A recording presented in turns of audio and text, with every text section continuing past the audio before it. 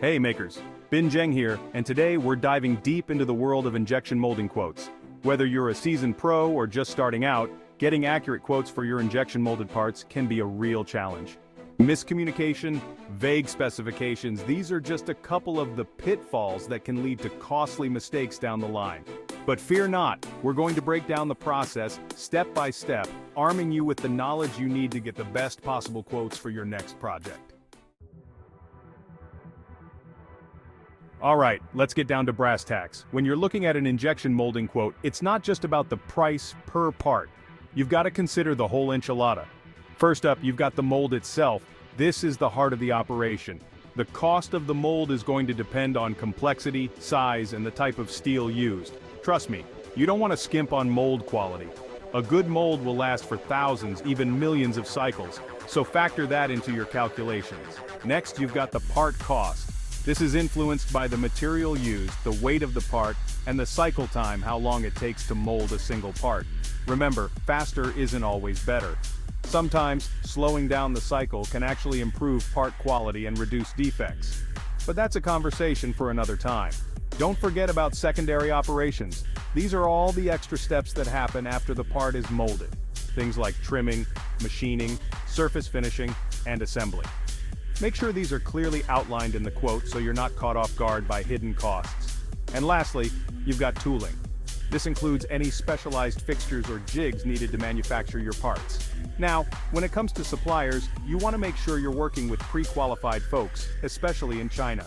Look for certifications like ISO 9001 for quality management, ISO 14001 for environmental management, and IATF 16949 for automotive quality. These certifications are a good indicator that the supplier takes quality and process control seriously. So you've got your 3D CAD part design all polished up, ready to go. That's fantastic. But before you send it off to the mold maker, it's crucial to have a design review with your chosen supplier. This is where you really dig into the nitty-gritty of manufacturability. The supplier will examine your design with a fine-tooth comb, looking for potential issues that could affect the molding process. They'll be looking at things like wall thickness, draft angles, undercuts, and gate locations. Remember, the goal is to design a part that can be molded efficiently and consistently. If your design has features that make it difficult to mold, it's going to cost you more in the long run. You might end up with parts that have defects, require excessive secondary operations, or worse, a mold that breaks prematurely. The supplier will provide you with valuable design for injection molding, DFM recommendations. These recommendations are like gold. They'll help you optimize your design for manufacturability, reducing costs, and improving part quality. Don't be afraid to ask questions and engage in a collaborative process with the supplier.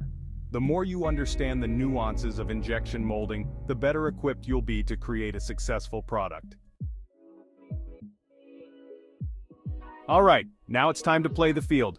Don't settle for the first quote you get. It's essential to compare quotes from multiple suppliers to get a sense of the market and make sure you're getting a fair price. I recommend getting quotes from at least 3 to 5 different injection molding companies, and don't be afraid to cast a wide net.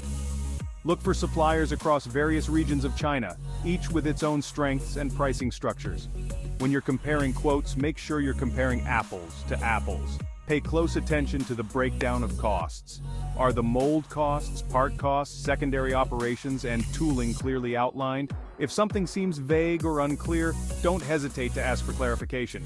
You don't want any surprises down the road. Remember, price isn't the only factor to consider. You also want to look at the supplier's experience, capabilities, and reputation. Do they have a proven track record of delivering high-quality parts on time and on budget? Do they specialize in the type of material you need for your project? Take the time to do your research and choose a supplier that's the right fit for your needs. Injection molding is an incredibly versatile process, capable of handling a vast array of materials, from everyday plastics like ABS and polypropylene to high-performance engineering resins. But not all suppliers are created equal. Some specialize in certain materials or industries. When you're selecting a supplier, it's crucial to make sure they have experience working with the specific material you need for your project. Ask about their expertise, their equipment, and their quality control procedures for that particular material. If you're working with a specialty material that requires specific processing parameters or certifications, make sure the supplier has the necessary qualifications. Don't be afraid to ask for documentation or evidence of their capabilities. Remember, choosing a supplier with the right expertise can make all the difference in the success of your project. It can mean the difference between high-quality parts that meet your specifications and parts that fall short, leading to costly delays and rework. So do your due diligence and find a supplier that's a true partner in your manufacturing journey. We're talking about your baby here, your brilliant idea, your intellectual property. You've poured your heart and soul into this design, and you need to make sure it's protected when you're working with suppliers. The first line of defense is a non-disclosure agreement, or NDA. This legally binding document ensures that the supplier keeps your design confidential and doesn't share it with any third parties. Make sure you have a solid NDA in place before you share any sensitive information. But it's not just about paperwork. You also want to think about practical safeguards. For example, you can watermark your design files with your company name or a unique identifier. You can also limit the amount of information you share initially, providing more detailed specifications only after you've established trust with the supplier. Remember, it's a two-way street. You're looking for a manufacturing partner you can trust, and they need to know you're serious about protecting your intellectual property. Let's talk about quality, because in the world of manufacturing, quality is king. You don't want to end up with a shipment of parts that are out of spec, have cosmetic defects, or worse, fail functionally. That's why it's crucial to establish clear quality assurance procedures from the get-go. This starts with incoming material inspection. Make sure the supplier is verifying the quality of the raw materials they're using to make your parts. Next, you've got first article inspection. This is a critical step where the very first parts off the production line are meticulously inspected to ensure they meet your exact specifications. It's like a dress rehearsal for mass production. And speaking of mass production, you need to have a system in place for process control. This involves monitoring the injection molding process throughout production to ensure consistency and catch any potential issues before they become major problems. Finally, let's talk about PPAP, the production part approval process. This is a comprehensive framework for documenting and verifying that the supplier's manufacturing process is capable of consistently producing parts that meet your requirements. It's a rigorous process, but it's essential for ensuring quality and minimizing risk.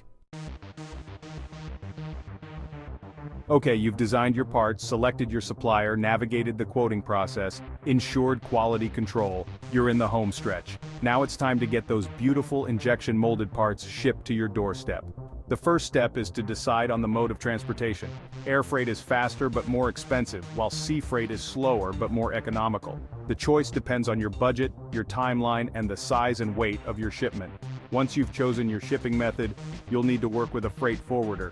These folks are logistics experts who handle all the details of international shipping, including customs clearance, documentation, and insurance. They'll make sure your parts arrive safely and on time. When it comes to packaging, make sure your parts are well protected during transit. This might involve using custom-designed packaging, protective foam inserts, or other measures to prevent damage. And don't forget to clearly label your shipment with all the necessary information, including your company name, contact information, and tracking numbers. So there you have it, makers. We've covered a lot of ground today, from understanding injection molding quotes to navigating the intricacies of quality control and shipping logistics. The key takeaway here is that successful injection molding projects hinge on clear communication, detailed specifications, and a strong partnership between buyer and supplier. By following these guidelines, you'll be well equipped to navigate the world of injection molding and bring your product ideas to life. Remember, it's all about asking the right questions, doing your research, and choosing a supplier that's the right fit for your needs. And don't be afraid to get your hands dirty, dive into the details, and embrace the learning process.